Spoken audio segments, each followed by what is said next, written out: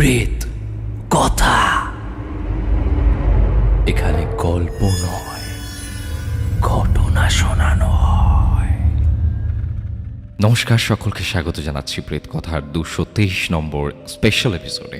Exactly আজকে একটি special episode, তার কারণ আজকে আমাদের সাথে যে দুটি ঘটনা রয়েছে, প্রথম যে ঘটনাটি সেটি প্ল্যানচেটের ঘটনা এবং ওয়েজা বোর্ডের ঘটনা, এবং দ্বিতীয় যে ঘটনাটি রয়েছে সেই ঘটনাটি বড়ই অদ্ভুত ঘটনা। মানে হঠাৎ করে ধরো তুমি বাড়িতে রয়েছো এবং কেউ একজন এসে তোমাকে একটি থ্রেট বলতে পারো দিয়ে গেল, এবং এমন কিছু বলে গেল যেটি তুমি ছাড়া আর কেউ জানে না, এবং সেই ঘটনাটির জন্য সে তোমায় থ্রেট দিয়ে গেল যেটি তুমি ছাড়া আর কেউ জানে না।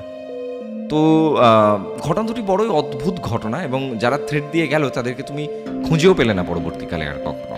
তো আজকের ঘটনা দুটি বেশ অন্যরকম, বেশ জমজমাট, বৃষ্টির আবহ এমনিতেই। আশা করছি খুব ভালো লাগবে। আমি গৌরব আছি তোমাদের সঙ্গে, সাউন্ডে রয়েছে সৌম্যদীপ গ্রাফিক্স অনিকেত। আশা করছি লাইক করে ফেলেছো আজকের এপিসোডটি, এবং গত এপিসোড ছিল 222 নম্বর এপিসোড, যেখানে ভবিষ্যৎ দেখতে পাওয়ার একটি ঘটনা ছিল। আশা করছি সেই এপিসোডটি তোমরা শুনে ফেলেছো অলরেডি। এবং প্রেত কথা কিন্তু একটি স্পটিফাই এক্সক্লুসিভ পডকাস্ট, অর্থাৎ স্পটিফাইতে প্রত্যেক শুক্রবার এবং রবিবার রাত 11টার সময় প্রেত কথার এপিসোডগুলি চলে আসে, এবং প্রেত কথার যত পুরনো এপিসোড আছে সেগুলিও স্পটিফাইতে অ্যাভেলেবেল হয়ে যায়। সো স্পটিফাইতে প্রেত কথাকে ফলো করতে ভুলো না। আজকের বেশি কথা না বাড়িয়ে একেবারে প্রথম ঘটনায় চলে যাব। প্রথম ঘটনা যিনি পাঠিয়েছেন তিনি আমাদের খুব কাছের মানুষ, নিউটন ভাই। তো নিউটন ভাই একটি ঘটনা কালেক্ট করেছেন এবং তিনি সেই ঘটনাটি আমাদেরকে পাঠিয়েছেন। আশা করছি এই ঘটনাটি সকলের ভালো লাগবে। তিনি যেভাবে লিখে পাঠিয়েছেন আমি পড়ে শোনাচ্ছি। শুক্রবার এবং রবিবারের রাত মানেই ভয় পাওয়ার রাত উইথ গৌরব। হ্যালো গৌরব দা ও সকল অডিয়েন্স, আশা করছি সকলেই খুব ভালো আছো। প্রথমেই ধন্যবাদ জ্ঞাপন করছি প্রেত কথায় গত পর্বে আমার ষষ্ঠ ঘটনা স্থান পাওয়ার জন্য, এবং অডিয়েন্সরা পছন্দ করার জন্য আমার আন্তরিক ধন্যবাদ ও ভালোবাসা। আমি তানভীর নিউটন অভি। যারা নতুন শুনছো তাদের জানিয়ে রাখি, আমার ঘটনাগুলো শুনতে পারো প্রেত কথার 201, 202, 205, 208, 212, 216 নম্বর এপিসোডে। আজকের ঘটনাটি ঘটেছে আমি সহ আর 3 জনের সাথে। ভয়ানক ঘটনাটি আমার সাথে না ঘটলেও ঘটেছে আমার 2 জন বন্ধুর সাথে। ঘটনাগুলি আমি সংগ্রহ করে তোমাদের সামনে একত্রে উপস্থাপন করছি। প্ল্যানচেট ও ওয়েজা বোর্ড সম্পর্কে কি তোমাদের কারোর ধারণা আছে? তাহলে আগে প্ল্যানচেট সম্পর্কে অল্প করে ধারণা দেই। অবশ্য প্ল্যানচেট সম্পর্কে ডিটেইলস জানতে চাইলে বা কি করে প্ল্যানচেট করতে হয় সেটা জানতে চাইলে আমার নিউটন ভাই চ্যানেল থেকে জেনে আসতে পারো। প্ল্যানচেট মানে মৃত আত্মার সাথে যোগাযোগ স্থাপন, আর ওয়েজা বোর্ড হলো প্ল্যানচেট করার একটি উপকরণ। ওয়েজা বোর্ডে A থেকে Z পর্যন্ত অক্ষর থাকে, 1 থেকে 9 পর্যন্ত নিউমেরিক সংখ্যা থাকে, থাকে yes, no, good bye button. Ouija বোর্ডের উপরে থাকে হার্ট শেপের মতো একটি বস্তু। মৃত আত্মাকে না চিনে থাকলে যদি তুমি জিজ্ঞাসা করো তবে এই হার্ট শেপটা একা একাই অক্ষরগুলোর উপর চলে যাবে। জন্ম তারিখ জিজ্ঞাসা করলে সংখ্যাগুলোর উপরে চলে যাবে। চলে যাবার সময় গুড বাই বাটনে চলে যাবে, আর ইয়েস নো বাটন দিয়ে বিভিন্ন প্রশ্নের জবাব দেবে আত্মা। শর্টকাটে জানিয়ে দিলাম প্ল্যানচেট ও ওয়েজা বোর্ড সম্পর্কে। বলাই বাহুল্য, প্ল্যানচেটে বিশ্বাস একান্তই ব্যক্তিগত। বিজ্ঞান দিয়ে যুক্তি দাঁড় করানোটা একান্তই বোকামি হবে। যদিও আমাদের সাথে ঘটা ঘটনাটি প্ল্যানচেট সম্পর্কিত নাকি অন্য কোনো প্যারানর্মাল বিষয় তার বিচার তোমাদের উপরেই ছেড়ে দিলাম। ঘটনাটির চরিত্রে আমি, সাগর, অনিক ও ঐশিক, আমরা 4 বন্ধু। সাগর লন্ডন থেকে আসার পর সে একটি ট্যুরের আয়োজন করে। সবাই একসাথে যাব কক্সবাজার ও সেন্ট মার্টিন দ্বীপে। চলে গেলাম কক্সবাজার। হোটেলে হুট করে প্ল্যানচেটের কথা বলল সাগর। লন্ডন থেকে আসার সময় সে নিয়ে এসেছিল ওয়েজা বোর্ড।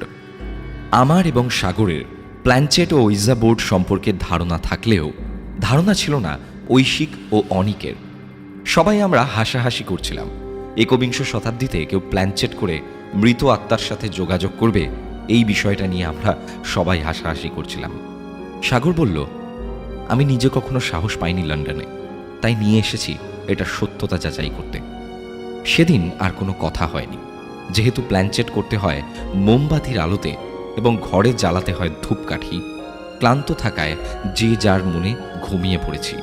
পরদিন সবাই ঘোরাঘুরি করে রাতে ফিরলাম 12টায়। কেনা হয়েছিল মোমবাতি ও ধূপকাঠি। সবাই গল্প করতে করতে সবার ভৌতিক অভিজ্ঞতার কথা শেয়ার করছিলাম। রাত তখন 3টে। সাগর বলল, চল না প্ল্যানচেটের সত্যতা যাচাই করি। বের করা হলো ওয়েজা বোর্ড। প্ল্যানচেট করার নিয়ম হলো ওয়েজা বোর্ড ঘিরে সবাইকে বসতে হবে। 3 জন একসাথে হাঁটুর সাথে হাঁটু লাগিয়ে বসতে হবে, অথবা একে অপরের সাথে হাত লাগিয়ে বসতে হবে, এবং একজন মৃত আত্মার নাম ধরে ডাকতে হবে। ঘরের সব লাইট নিভিয়ে মোমবাতি ও ধূপকাঠি জ্বালানো হলো।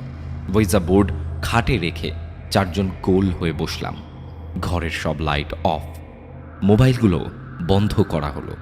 3 জন আমরা ওয়েজা বোর্ডকে ঘিরে হাতে হাত লাগিয়ে বসেছি। সাগর ডাকবে।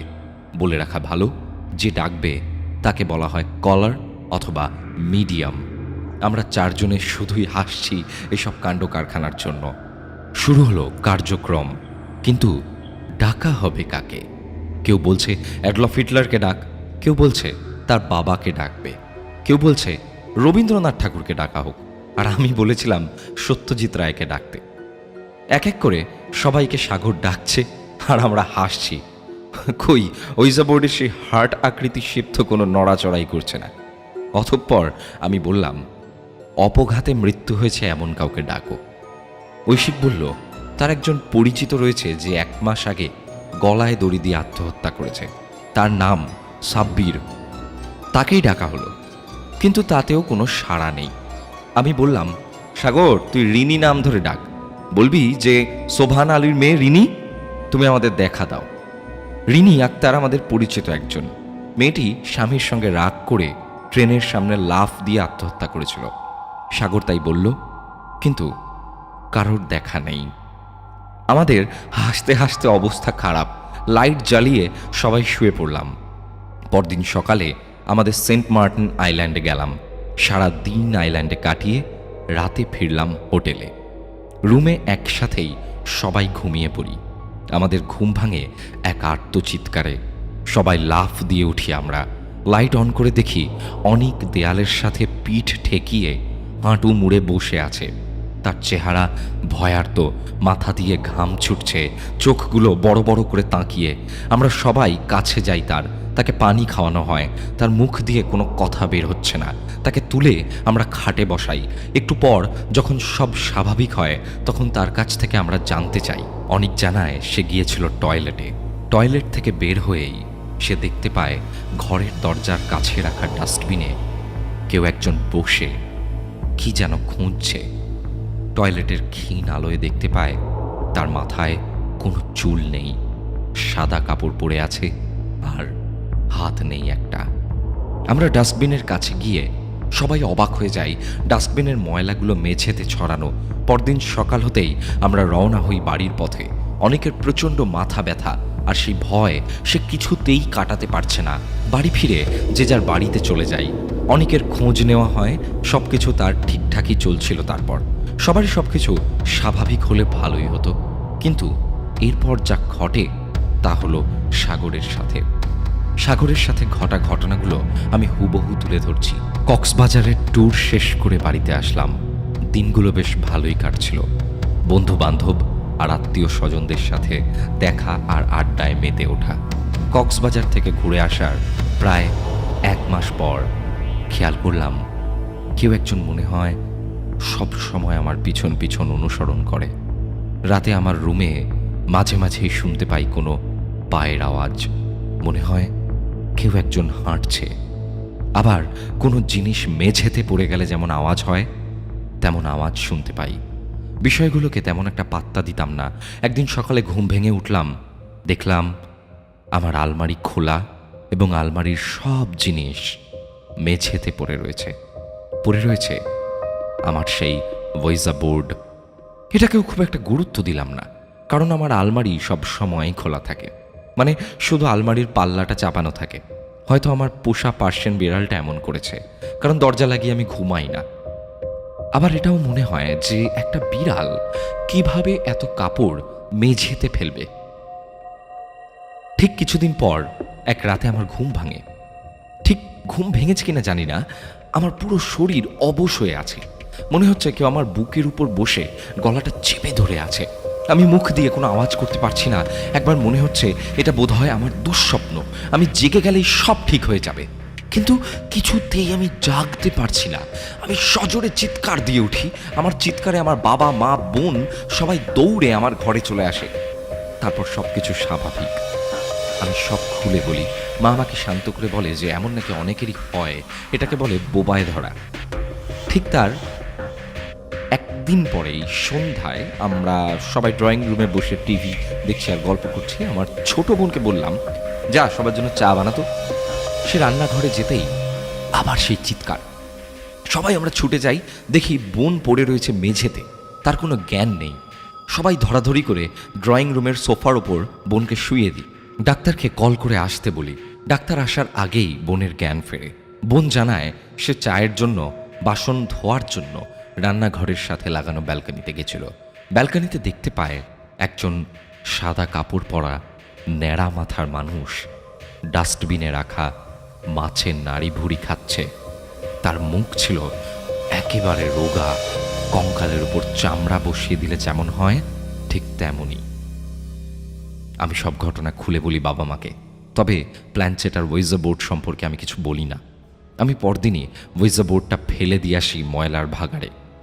সমস্যা দেখা দেয় আমার বোনের মাঝে। অদ্ভুত সব আচরণ করতে থাকে আমার বোন। একা একাই হাসে, কারোর সাথে তেমন কোনো কথা বলে না। যে বোন আমার ডায়েট করে খাবার খেত না, সে বোন খেতে বসলে 3-4 প্লেট ভাত খেয়ে ফেলে। মাছ মাংস খায় অনেক। বাবা, মা, আমি সবাই চিন্তায় পড়ে যাই। এমনকি বোন কলেজেও যেতে চায় না। বেশিরভাগ সময় শুয়ে অথবা ঘরে বসে সময় কাটায়। কোনো কিছু জিজ্ঞাসা করলে শুধু কথা বলতো, নয়তো নিজ থেকে কিছু বলতো না। আমরা বুঝে যাই তাকে হয়তো কোনো খারাপ কিছু ভর করেছে। আমরা সিদ্ধান্ত নিই আমাদের পার্শ্ববর্তী জেলায় একজন বড় হুজুর থাকে, তার কাছে নিয়ে যাব। কারণ স্থানীয় মসজিদের ইমামকে ডাকা হয়েছিল। তার দেওয়া তাবিজ ও তেলে কোনো কাজ হয়নি। তার উপর যে খারাপ কিছু ভর করেছে তা আরও দৃঢ়ভাবে বুঝতে পারি একদিন সকালে। মায়ের কান্না জড়িত ডাকে আমার ঘুম ভাঙে। মা কান্না করতে করতে আমাকে টেনে নিয়ে যায় বোনের ঘরে। দেখি বোন আমার তার ঘরের ওয়ার্ড্রপের উপর বসে আছে।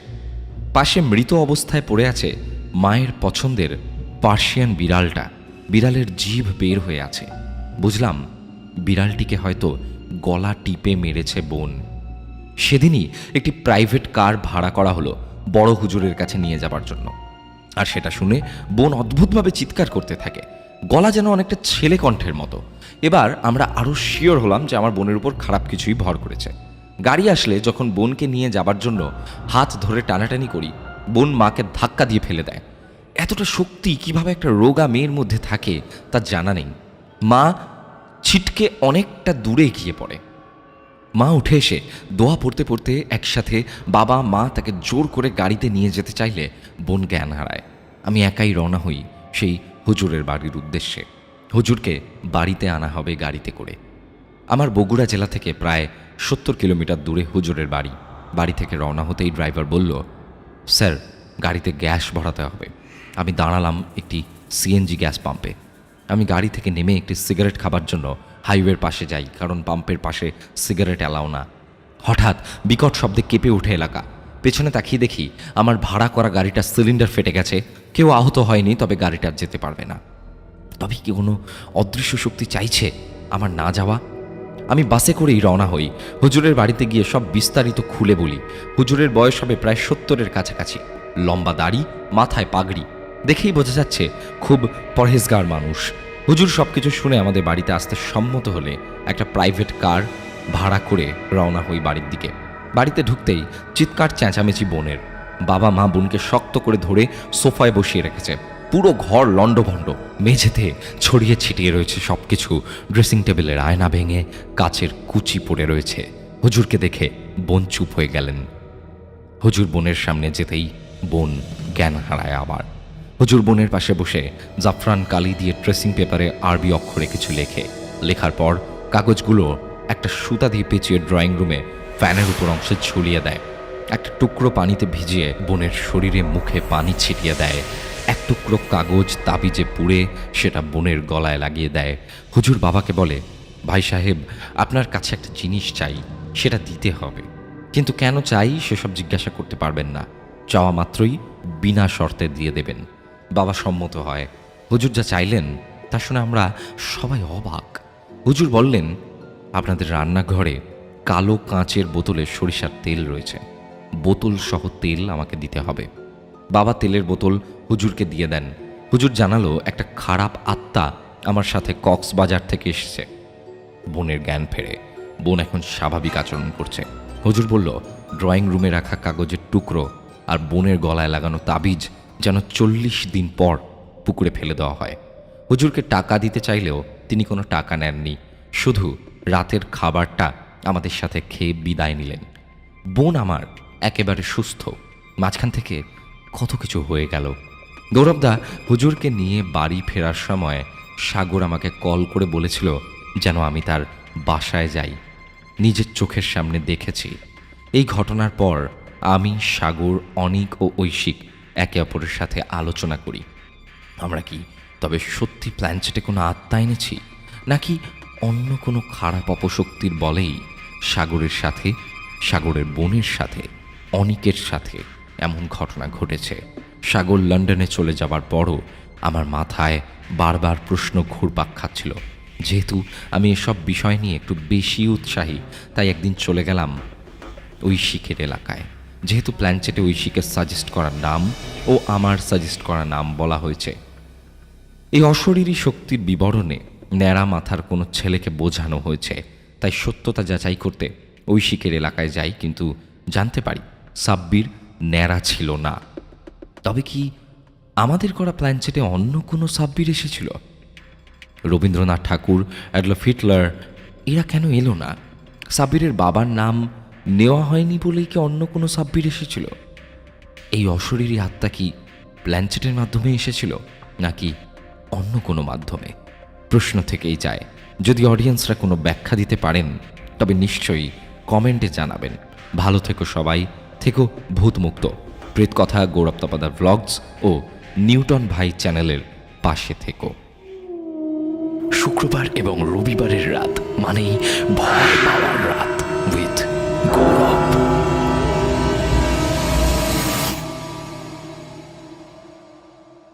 তানভীর ভাই প্রত্যেকবার অসাধারণ কিছু ঘটনা পাঠান, এবং তিনি যে শুধু নিজের সাথে ঘটে যাওয়া ঘটনা পাঠান তা নয়, তিনি কিন্তু কালেক্ট করে ঘটনা পাঠান। মানে প্রেত কথার প্রতি উনি এতটাই ডেডিকেটেড যে উনি আমার সাথে রেগুলার কন্ট্যাক্টে থাকেন। বলতে গেলে এখন উনি প্রেত কথার টিমের একজন পার্ট, এবং তিনি প্রেত কথার জন্য ঘটনা কালেক্ট করেন, এবং তিনি নিজে কল করে করে বলেন যে আমি এরকম ঘটনা কালেক্ট করেছি, আমি এটা লিখছি। আর সত্যি কথা বলতে এই ধরনের মানুষজন যারা কিনা প্রেত কথাকে সত্যি এত ভালোবাসে, তাদেরকে আমরা পেয়েছি বলেই কিন্তু আজকে আমরা এত দূর এগিয়ে আসতে পেরেছি। আমি বারবার বলি, প্রেত কথা আমার একার নয়, প্রেত কথা কিন্তু আমাদের সকলের। এবং এটি আমার ভাবতে ভালো লাগে যে মানুষজন এখন প্রেত কথাকে নিজের পরিবারের মতো দেখছেন, এবং মানুষজন অনুভব করছেন যে হ্যাঁ, আমিও প্রেত কথার একজন অংশ, এবং আমিও প্রেত কথার জন্য ঘটনা কালেক্ট করছি। তো যাই হোক, ঘটনা যদি তোমার সাথে ঘটে থাকে কোনো অলৌকিক বা সত্যি ভৌতিক ঘটনা, অথবা তোমার শোনা কোনো ঘটনা, অথবা তুমি যদি কালেক্ট করো প্রেত কথার জন্য কোনো ঘটনা, তাহলে সেরা ঘটনাটা পাঠিয়ে দাও মেল করে pretkotha@gmail.com, অথবা প্রেত কথার ফেসবুক পেজ ইনবক্সে লিখে পাঠিয়ে দাও ঘটনা। সমস্ত লিঙ্ক আমি ডিসক্রিপশন বক্সে দিয়ে দিলাম। এছাড়া স্পটিফাইতেও কিন্তু প্রেত কথা শুনতে পারো। আমি চলে যাচ্ছি আমাদের পরবর্তী যে ঘটনা রয়েছে সেই ঘটনায়। শুক্রবার এবং রবিবারের রাত মানেই ভয় পাওয়ার রাত উইথ গৌরব।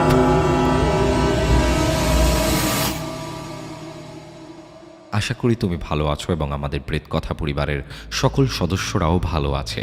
2019 সালে তোমার একটি ভিডিও আমি ফেসবুকে দেখি, তারপর থেকে আমি তোমার অন্ধ ভক্ত হয়ে যাই। অনেকদিন ধরে ভাবছি তোমাকে ঘটনা পাঠাবো, কিন্তু পড়াশোনার চাপে হয়ে উঠছিল না। তো ফাইনালি আজ লিখতে বসলাম। ঘটনাটি আমার দাদুর কাছে শোনা। উনি যেভাবে ঘটনা বলেছেন আমি সেভাবেই বলছি। ঘটনাটি ঘটে আজ থেকে প্রায় 15 কি 16 বছর আগে। আমি তখন মাঠে চাষ করি, সেই জন্য আমাকে রাতের বেলাও মাঠে যেতে হতো, অথবা বিকালে মাঠে গেলে ফিরতে রাত হয়ে যেত। আর গ্রাম এলাকা হওয়ার কারণে রাতের বেলায় সাপের উপদ্রব ছিল খুব বেশি। প্রতিদিনের মতো সেই দিন বিকালে মাঠে যাই, ফিরতে একটু রাত হয়ে যায়। আসার পথে আমার সামনে পড়ে একটি সাপ। তখন সাপ দেখে আমি সেই সাপটাকে মেরে ফেলি এবং বাড়ি চলে আসি। এরপর কেটে যায় 3 থেকে 4 দিন। আর দাদা বলে রাখা ভালো, আমার যতই ঝড় হোক বৃষ্টি হোক, দাদুকে কিন্তু বাজারে যেতে দিতেই হবে। তো এবার ঘটনায় আসা যাক। 3 থেকে 4 দিন কেটে যায়। প্রতিদিনের মতো সেই দিন সন্ধ্যাবেলায় বাজারে যায় দাদু, কিন্তু আসতে প্রায় রাত 10টা কি 10:30 বেজে যায়। লাইট জ্বালিয়ে আমি আসছি, তখন দেখি একটি সাপ। সাপটা রাস্তার এক ধার থেকে অন্য ধারে যাচ্ছিল, মানে দাদু আসছেন আর কি। যে ধার থেকে আসছিল সেই ধারে ছিল মা মনসার মন্দির। তখন আমি রাস্তার ধার থেকে একটা লাঠি তুলে নিয়ে সাপটাকে মারি। এরপর কেটে যায় আরও 2 দিন। সেই দিন সকালবেলা মাঠে যাব বলে সকালবেলা চা আর মুড়ি খাচ্ছিলাম। আমার স্ত্রী রান্না করছে, এমন সময় 2 জন মহিলা, তাদের পরনে লাল শাড়ি এবং কপালে ভরা সিঁদুর, 2 জন মহিলা আসেন এবং মহিলা 2 জন এসে আমার স্ত্রীকে জিজ্ঞাসা করেন যে বাড়ির লোক কোথায়। তো আমি আওয়াজ শুনতে পেয়ে ঘরের থেকে বেরিয়ে আসি এবং আসার পর আমাকে দেখে মহিলা 2 জন খুব রেগে যায়।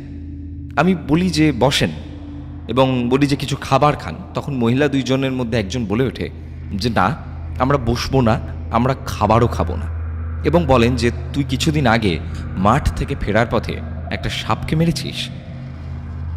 এবং অন্য একজন বলে যে তুই 2 দিন আগে বাজার থেকে ফেরার পথে আরও একটা সাপ মেরেছিস। তো এটা শোনার পর আমি বলি যে হ্যাঁ, আমি তো মেরেছি।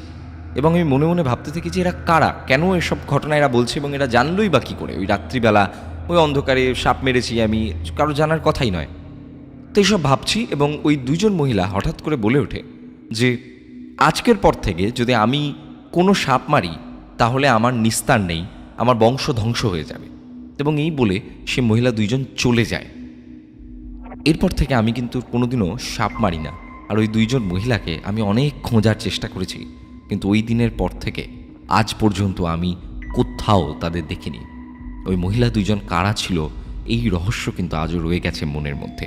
তো এই ছিল ঘটনা। ভালো লাগলে প্রেত কথায় শুনিও। ঘটনার সত্যতা যাচাই করতে ফোন করতে পারো। ঘটনাটি গুছিয়ে লিখতে হয়তো পারিনি, তুমি একটু গুছিয়ে বলো, ঘটনাটি শোনার অপেক্ষায় থাকবো। তোমাকে এবং প্রেত কথার সকল সদস্যকে আমার অনেক অনেক ভালোবাসা রইল। নাম উনি তো নাম প্রকাশে অনিচ্ছুক, বাড়ি হাবড়া, এবং ওনার ফোন নাম্বার দিয়েছেন। শুক্রবার এবং রবিবারের রাত মানেই ভয় পাওয়ার রাত উইথ গৌরব। অসাধারণ একটি ঘটনা কিন্তু আমরা শুনলাম, এবং সবথেকে বড় বিষয় হলো যে একটা অদ্ভুত সাসপেন্স কিন্তু ঘটনার একদম শেষ পর্যন্ত রয়ে গেল। এটা সবচাইতে বড় বিষয়।